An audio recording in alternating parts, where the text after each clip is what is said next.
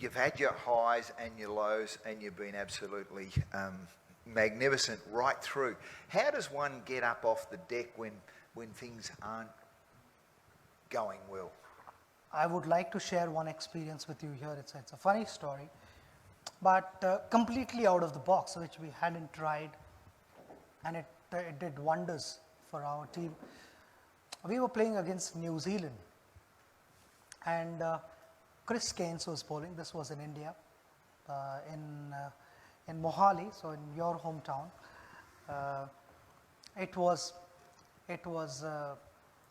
The ball was reverse swinging, and Chris Keynes was virtually beating us 2-3 times an over. I was batting with Rahul Dravid, so the main batters were batting. We'd like to believe that we were the main batters.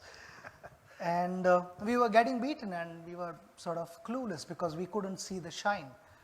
Sometimes the surfaces are such that it becomes a little difficult to figure out which side is the shiny side and which is the rough side.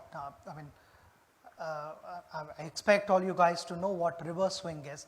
Reverse swing is wherever the shiny side is, the ball starts to go in that direction. Even if the bowler wants the ball to go in the opposite direction, it will not go because of the imbalance and the surface of the ball. So Chris had started doing that, and I met with Rahul in the middle of the wicket, in the middle of the over. I said, I've got an idea. And he said, do you want to share it now or after the over? I said, I'll share with you after the over, but it can work. So Rahul said, okay, tell me now, what is your idea? I said to Rahul, I am closer to the bowler, and when he's walking back on the run-up, I need to stand here.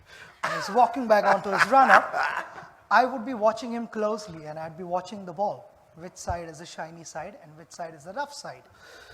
So Rahul said, then what happens after that?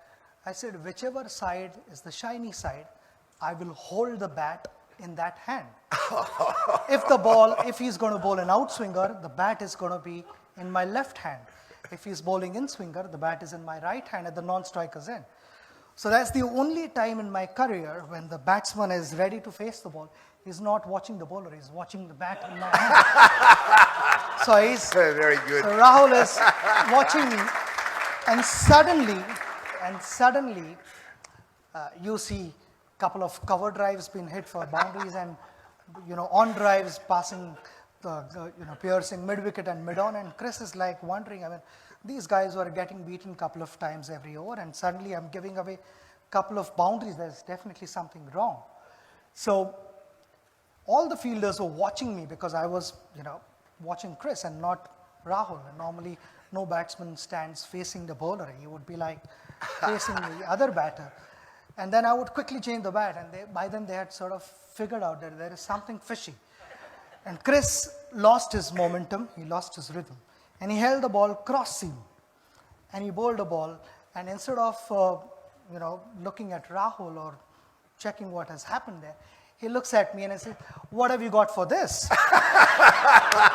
Chris didn't realize that I had also warned Rahul that if I don't know what is coming, I'm going to hold the bat in the middle. So that is how the story goes. So it's just, in short, it's just being a step ahead of your opposition.